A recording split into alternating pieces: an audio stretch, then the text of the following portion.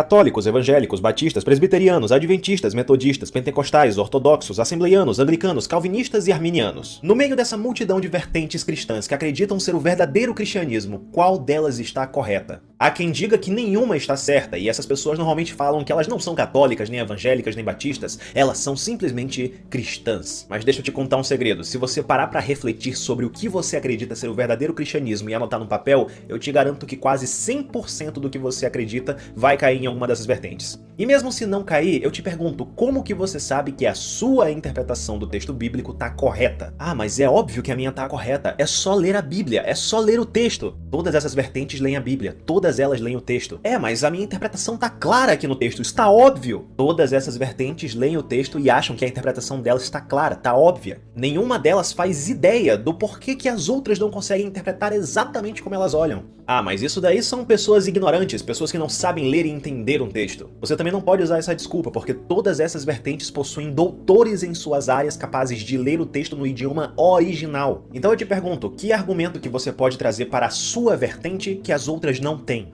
O parâmetro mais objetivo que eu consegui encontrar para conseguir chegar à verdade do cristianismo é a história. Caso você não saiba, os primeiros cristãos do primeiro e segundo século escreveram vários livros, vários textos, várias cartas. Cartas essas onde eles citavam as experiências que eles tiveram com os apóstolos ou então com discípulos dos apóstolos, pessoas que viveram com eles. Esses escritos ficaram conhecidos como patrística. E sim, existe muita discordância dentro desse meio. Alguns pais da igreja que comporam essa patrística, eles discordavam uns dos outros. Mas dá para ter uma ideia mais ou menos do que a maioria dos cristãos acreditava nessa época. Se você procura a verdade do cristianismo, qual a interpretação correta do texto bíblico, eu recomendo que você pesquise o que é a patrística e corra atrás desses escritos dos cristãos do primeiro e do segundo século. Porque você tem que concordar comigo que é muito mais fácil uma pessoa do primeiro e do segundo século estar certa, já que ela conviveu com os apóstolos, ou então com pessoas que conviveram com os apóstolos, do que uma pessoa que começou a ler esses textos muitos séculos depois, ou então mais de 1000 anos depois, quase 2000 anos depois, e a partir dessa leitura, sem nunca ter convivido com a fonte das informações, querer tirar o verdadeiro sentido daquele texto. Esse é um critério que eu gosto muito de usar. Se aquela interpretação que estão me trazendo não se encontra entre os primeiros cristãos dos primeiros séculos, eu descarto ela imediatamente, porque é impossível que uma pessoa que viveu com Pedro, que viveu com Paulo, que viveu com João, ou então que viveu com as pessoas que viveram com eles, nunca tenha sequer pensado nisso que as pessoas pensam. Eu não acreditaria, por exemplo, na doutrina da Trindade se Tertuliano, que viveu entre 160 a 220 depois de Cristo, não tivesse falado explicitamente sobre esse conceito em suas obras. Então busquem a verdade na história, porque a história não liga para o que você interpreta, ela não liga para o que você pensa, ela simplesmente narra o que aconteceu e o que as pessoas pensavam.